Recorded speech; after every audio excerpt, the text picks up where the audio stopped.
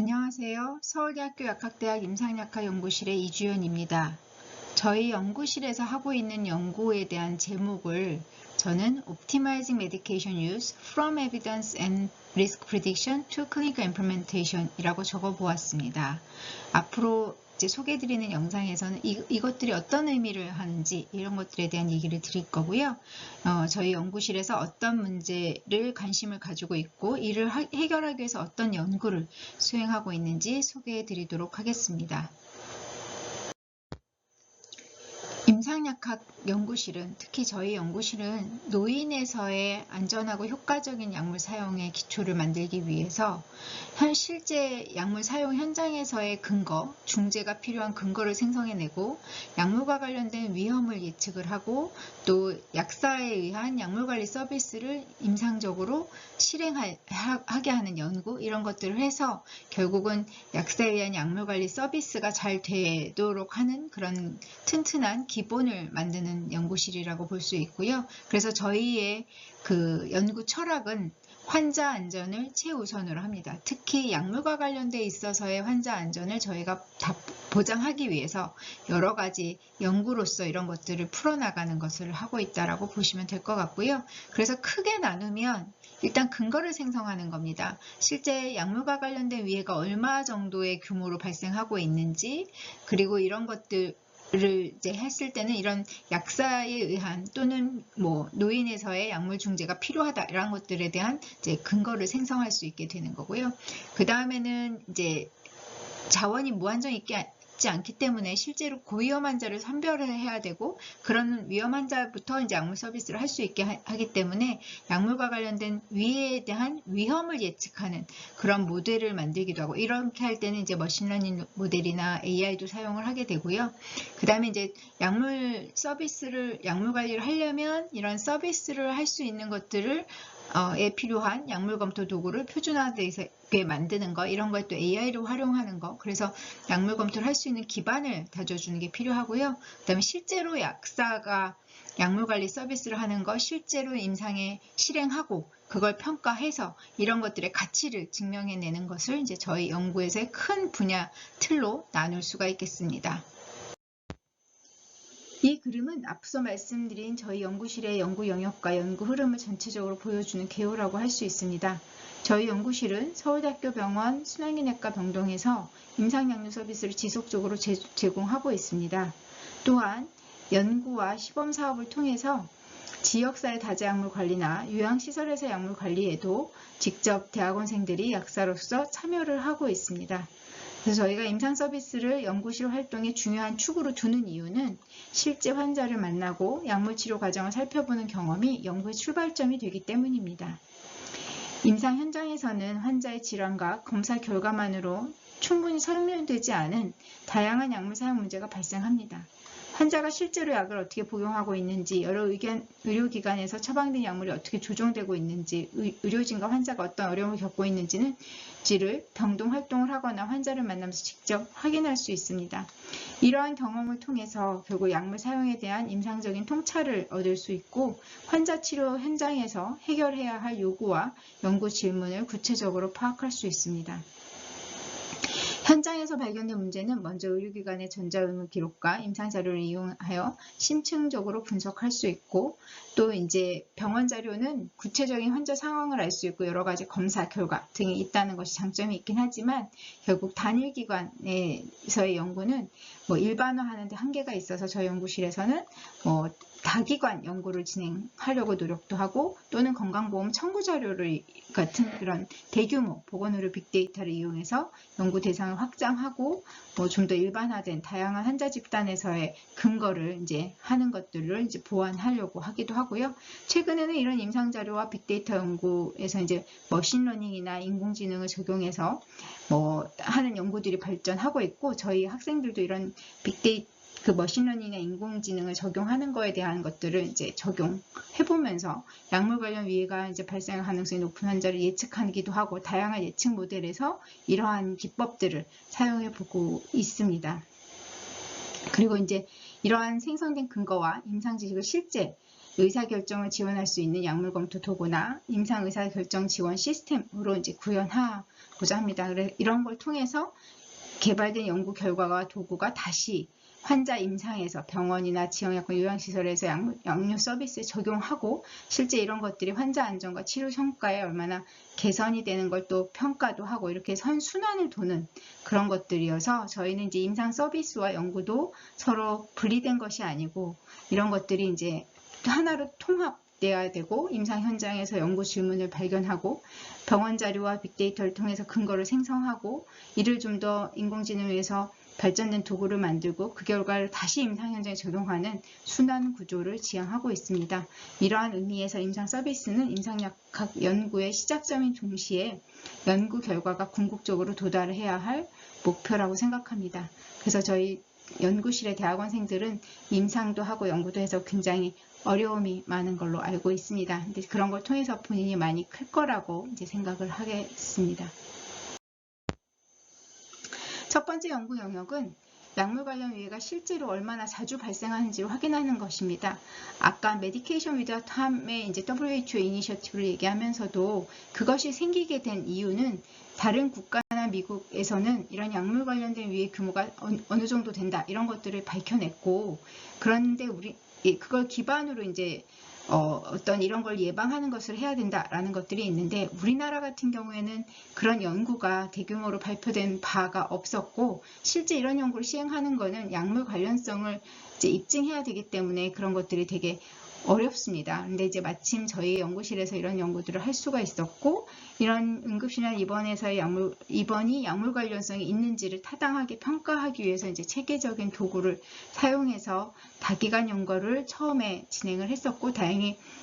다기간 연구를 할 수 있는 기회가 생겼고 건강보험심사평가원에서 그걸 지원을 해줬기 때문에 공동으로 이제 연구를 수행했었습니다. 이제 이 과정에서 저희 이제 대학원생들은 이제 병원 약사들과 협력해서 연구를 설계하고 그다음에 기획하고 그 데이터를 분석하고 결과물을 산출하는 것으로 이제 이루어졌습니다. 그래서 이런 연구를 통해서 결국은 저희가 인과성을 보수적으로 이제 프로버블 이상으로 좀 높게 평가했을 때도 우리나라 응급실 방문한 것 중에 약물과 관련돼서 방문한 것이 한 14.3%, 15% 정도 된다고 했고 이거는 외국에서 유럽에서 발표한 거의 6분의 1 정도가 그렇다는 거와 거의 유사한 수치가 잘 나왔다고 생각하고요. 이 중에 한 70% 정도가 예방 가능하다라고 생각을 했고요. 저희가 이후 연구에서는 요양시설에서 거주한 환자가 그 어큐트 케어 센터라고 하는 이제 분당 서울대 병원의 노인 의료센터에 입원한 환자 중에 그 입원의 원인이 약물과 관련된가 얼마나 봤냐라고 했을 때 이때는 이제 인과성을 파스블 이상으로 했을 때 한 32.2% 이렇게 차지한다고 볼 수 있었고 또한 퇴원한 환자가 재입원한 거 중에 응급 재입원, 계획되지 않은 재입원을 했는데 그 중에 또 몇 프로가 약물 관련해 했을 때도 파스블 이상으로 한 34% 정도 나옵니다. 그래서 저희가 생각할 때는 응급실이나 입원을 한 그런 케이스의 약물 관련성은 보수적으로는 15% 정도, 그 다음에 이제 파스블 정도로 가면 한 30% 정도 발생한다. 이렇게 이제 일관되게 보는 것들을 할 수 있었고요. 저희가 이제 또 그 다음에 이런 결과, 이런 연구 자료를 가지고 어떤 것들을 했냐면 AI를 이용해서 실제 약물 관련성을 평가하는 건 매우 노동력이 많이 드는 일이거든요. 그래서 그런 거 말고 AI를 기본으로 해서 얘가 이런 판정을 해줄 수 있는 이게 적어도 몇 %의 가능성이 있다라는 걸 줄 수 있으면 이제 이런 거를 가지고 저희가 이제 약물 관련된 문제로 응급실 방문한 사람을 거꾸로 서비스를 해주면 훨씬 더 효과가 좋을 수 있거든요. 그래서 이제 그런 사람들을 타겟팅하는 데도 쓸 수가 있고 또 하나는 국가적으로 이런 서베일런스 데이터를 이제 내는 데 쓸 수가 있어서 최근에 이런 AI를 이용해서 이런 판정 도구도 모델을 만들었습니다. 이제 그래서 이거를 지금 현재는 이제 투고 중에 있는데요. 어쨌든 이런 식으로 이런 저희가 만들었던 데이터를 나중에 쓸 수 있는 그런 거를 이제 AI를 도움을 받아서 진행하는 거 이런 것들도 같이 진행하고 있습니다. 그 다음에 이제 그 약물 관련된 위해의 그 규모를 파악하기 위해서는 저희가 이제 고위험 의약품에 의해서 좀 더 집중해서 한 것들도 있고요. 그 다음에 이제 고위험 약물 같은 경우에는 여러 가지 이제 잘못 썼을 때 그 에러의 규모가 워낙 클 수 있기 때문에 그거 자체에 에도 생길 수 있지만 뭐 오류에 의해서 생길 수 있기 때문에 그거 위에 관련된 그런 규모를 전국 단위에서 추정을 해보고 그런 것들도 어떤 원인이 있을 때 어떤 요인이 있을 때 더 많이 생기는가 이런 것들을 보고 이런 것들을 또 이제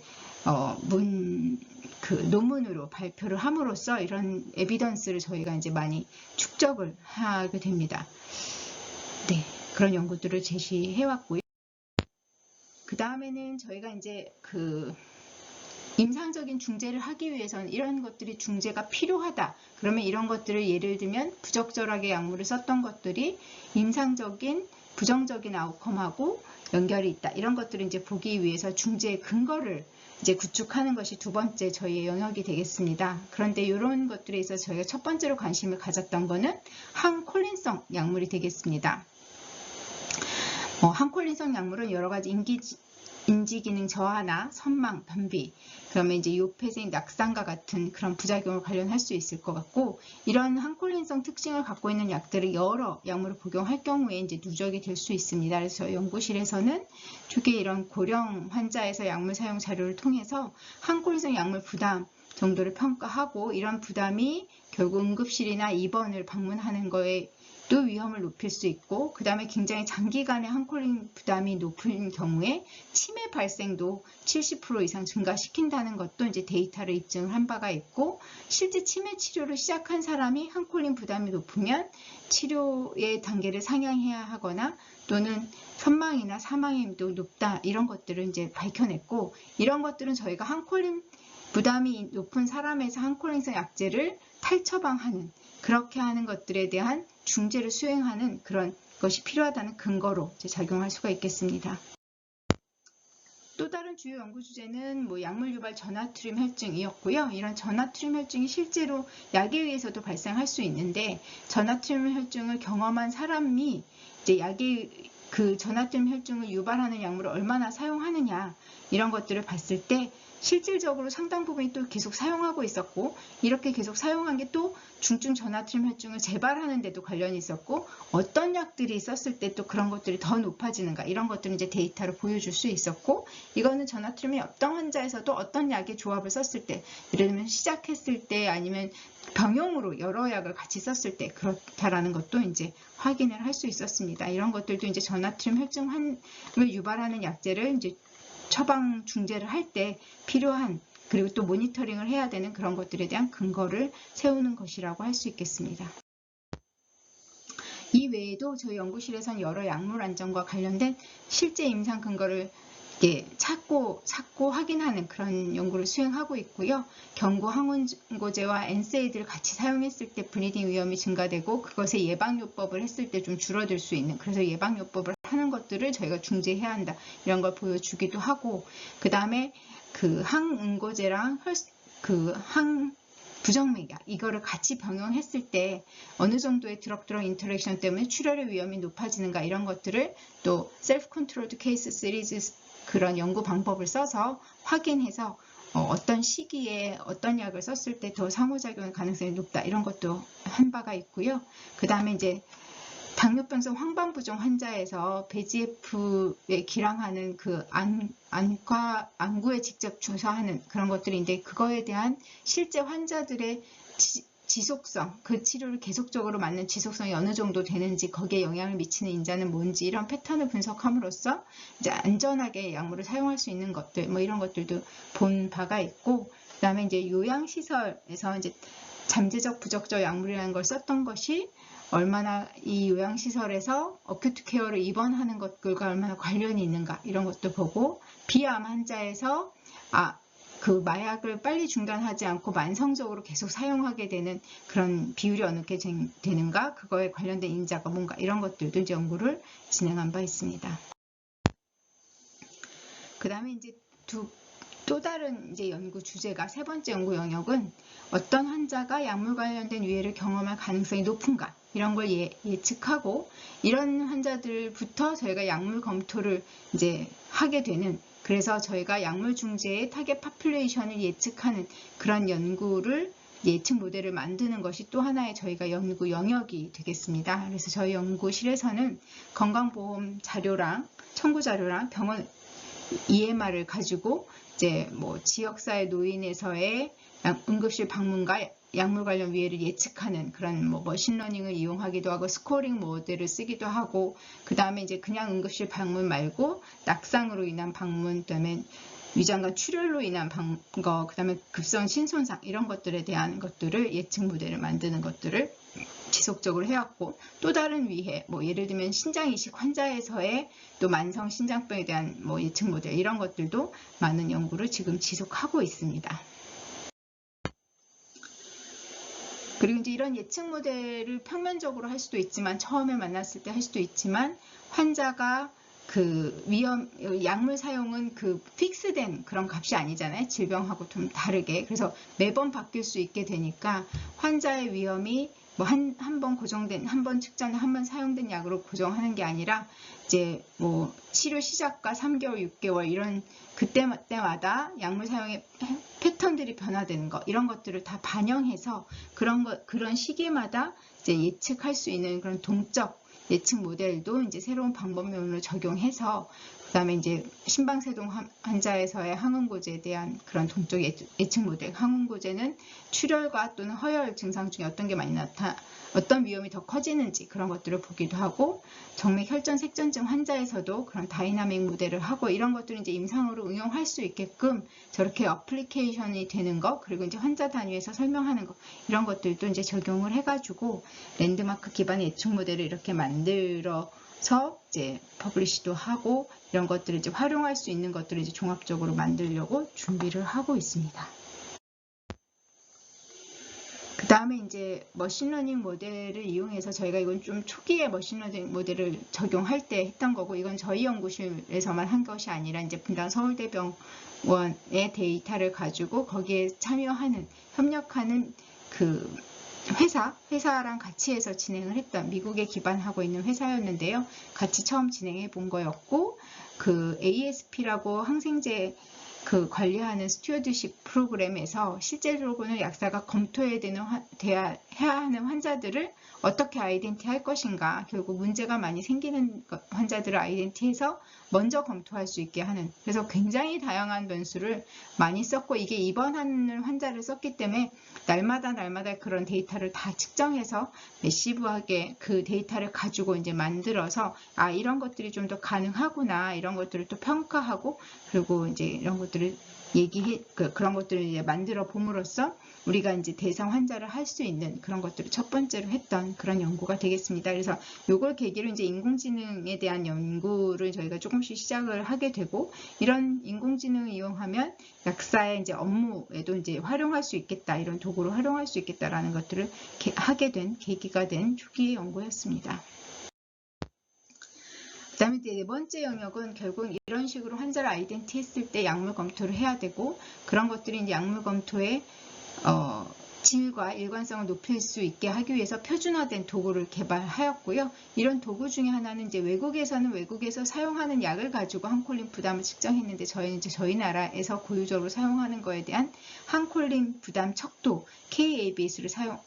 만들었고, 그 다음에 지역사회나 그 다음에 요양시설에서 할 수 있는 약물 검토 도구를 표준화된 것들로 이제 만든 바가 있습니다. 그래서 이런 것들을 실제 현재도 이제 사용할 수 있고, 이런 것들을 또 이용해서 그런 이제 머신러닝이나 이런 데 이제 AI 뭐 이런 데서 또 활용하는 것으로도 활용했습니다.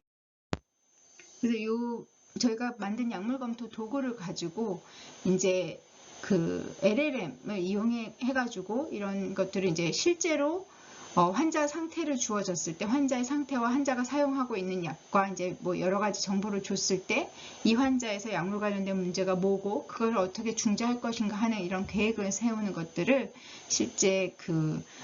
약문약답이라고 하는 회사랑 같이 해가지고 그런 약사의 그 시스테마틱한 메디케이션 리뷰와 디시전 메이킹을 서포트하는 그런 도구들을 같이 개발을 했습니다. 실제 이제 회사가 개발했고, 저희는 이제 여기에 저희가 개발한 도구를 주고, 그다음에 이것이 어떤 형태로 출력이 되어야 되고 어떻게 이용하면 좋을지 이런 것들을 이제 같이 논의를 해가고, 또한 이제 저희 방에서 이걸 체계적으로 평가를 했습니다. 사용자 평가나 정확도 평가 이런 것들을 이제 구체적으로 해보는 것들을 했고요. 결국 이제 그냥 LLM에서 우리가 챗GPT에서 물어보는 게 아니라 우리의 지식을 어느 정도로 담보를 하고 얘가 참조할 수 있는 값들을 정해주고 그런 것들을 이제 날리지 베이스로 해서 넣어주고 그런 것들이 이제 잘 출력되고 레퍼런스가 달리고 틀리지 않게 하는 걸로써 이제 약사를 도울 수 이것도 지금 현재는 꽤 많이 사용을 하고 있는 것으로 알고 있고 점점 확대될 거고 우리는 이제 저희의 그거는 아니지만 저희가 이제 이것도 잘 쓸 수 있게 좀 업그레이드 하거나 평가하는데 이제 관여를 하고 있습니다. 그래서 협력해서 진행하고 있습니다.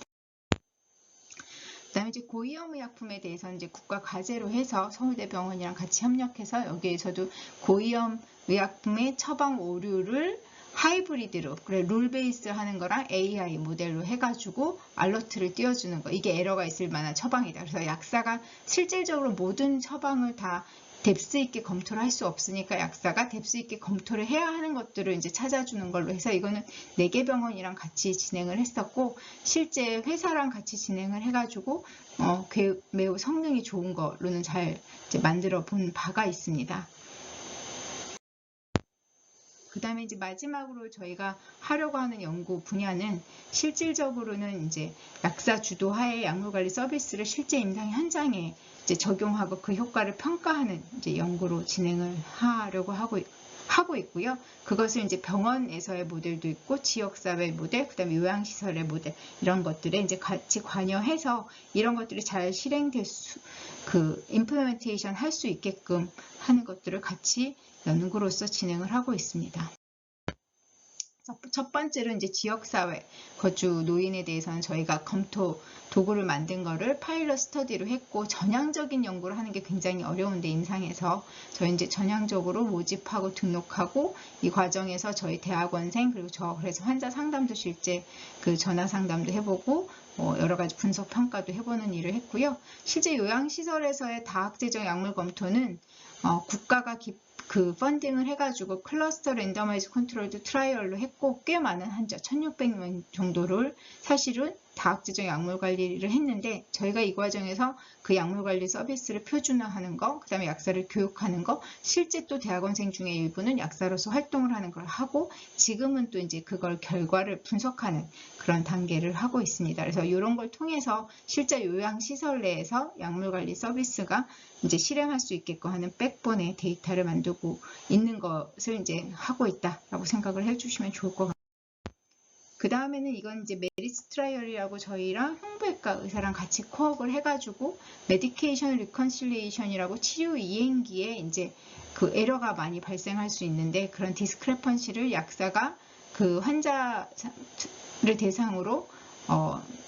그 양력을 조사를 하고 이것과 의사의 처방 오도와 이제 중재를 통해서 얼마나 줄일 수 있는가 이런 것들을 보여줬고 저는 개인적으로 이거를 전향적인 연구를 진행했다라는 거 그리고 대조군이 있는 연구를 했다는 걸로 이제 스스로 이런 연구가 되게 어려운데 그래도 잘 할 수 있었다는 거에 굉장히 자부심을 갖고 있는 연구고요. 이제 이런 걸 해본 경험을 통해서 그 다음 연구도 이제 진행해 볼 수 있겠습니다. 그래서 이걸 잘 이제 마무리했었고요.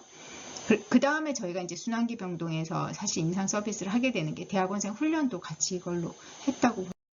보고요. 지금 이제 이런 걸 통해서 제주도에서 제주 대학교에서 실제로 제주형 스마트 양육 플랫폼제를 이제 그 지역사회에서 주는 과제 이런 걸로 시행을 하게 돼서 라이즈 사업 지금 약간 조금 이름은 다를 수 있는데 그래서 이제 저희는 여기에서 실제 양육 서비스에 대해서 저희가 개발하고 이제 이거를 지역사회에 맞추고 통합돌봄하고 할 때 이런 플랫폼을 개발하고 하는데 이제 자문을 하고 실제 이걸 운영해보는 것까지를 저희가 계획하고 실질적으로 이제 이것도 전향적 연구를 좀 규모 있게 해보는 것도 지금 계획을 이제 막 시작하고 있습니다. 그래서 저희 이제 연구가 이제 이런 식으로 양육 서비스 모델을 만드는데 이제 관심을 많이 가지고 있다 정도로 생각해 주시면 될 것 같습니다. 그래서 뭐 여러 가지 프로젝트를 저희가 진행을 해왔고요. 뭐 종료된 것도 있고 진행하고 있는 것도 있는데 뭐 대부분은 많이 설명도 하긴 했지만 이 제목들을 보면 뭐 노인에서의 약물 사용에 대한 것들도 들어가 있고 그 다음에 이제 약물 부작용 관리 체계 그래서 이제 약물 안전 카드 이런 것들을 전자 약물 안전 카드를 만드는 그런 시범적인 거 식약처럼 같이 한 적도 있고 그다음에 이제 임상 시험에서 히스토리컬 컨트롤 데이터를 확보하는 거 민간 과제로 회사 과제를 받아서 한 적도 있고 그다음에 이제 전문 약사 교육 수련 교육기관 양성에 대한 과제도 한 적이 있고, 이것도 제약회사 펀딩 받아서 이제 암 환자에서의 그 PN 제품에 대한 이제 그런 것들을 이제 문헌 고찰 이런 것들을 한 적도 있고요. 현재는 저희가 메인으로 하는 건 약물 관련된 위해에 대한 위험 분류, 리스크 스코어를 만들거나 이제 이런 것들을 전산 시스템으로 만들어서 조금 더 통합된 모델을 만들어 보는 것들을 하고 있고, 그 다음에 또 다자약물 관리 사업에 대해서 이제 업무 표준화 건강보험 수거하는 이제 병원 약사 연구를 가지고 하고 있고, 그다음에 조제 오류에 대해서도 저희가 안전관리 기술 개발하는 걸 지금 하고 있고, 스마트 보건의료 데이터에서 표준화 시키는 것도 하고 있고, 그다음에 이제 저희가 또 이제 약물과 관련된 노인에 관련돼서 하는데, 지역사회 돌봄을 위한 멀티모델 파운데이션 모델 기반의 노쇠관리 예방 서비스에서 저희 방에서는 여기도 역시 약물 관련된 위해를 이제 환자 데이터로 얼마나 점수화 해낼 수 있는가 이런 것들을 하고 있고, 산학 프로젝트는 이제 혈우병 환자에서 관절병증을 예측하는 모델을 GC 녹십자랑 같이 진행을 하고 있기도 합니다. 그래서 뭐 임상에 관해서는 어떤 한 주제에 큰 방향은 있지만 다양한 연구들이 진행된다라는 걸 보실 수 있겠습니다. 그래서 이제 마지막으로 저희 학생들, 뭐 저희가 이제 박사 현재 졸업하고 학교에 가 있는 분도 있고 회사에 가 있는 분들도 있고 하고요. 저희가 졸업한 석사분들까지는 다 얘기를 못했고, 저희의 많은 그 이제 박사과정 학생들이 현재 있습니다. 있고 이제 석사과정의 학생들이 있고, 결국 이런 많은 연구들은 저희 학생들이 많이 노력해서 이제 이루어지고 있고, 제가 가장 중요하게 생각하는 것은 서로의 지식을 공유하고 또 이것을 또 협업을 통해서 같이 노력해서 좀 더 큰 그림으로 나갈 수 있게 이렇게 같이 분위기 좋은 방으로 만들려고 노력하고 있고, 지금까지는 저희 이제 대학원생들이 워낙 좋은 분위기로 잘 연구도 하고 또 이런 임상 업무라는 것도 배우고 있고 하다고 생각하고 있습니다. 네, 그럼 이제 저희의 궁극적인 목표는 결국은 근거와 기술을 개발하고 이거를 이제 환자한테 직접 적용하는 것이라고 볼 수 있겠습니다. 네, 이상으로 서울대학교 약학대학 임상약학 연구실에 이제 관심을 가지고 시청해 주셔서 감사합니다.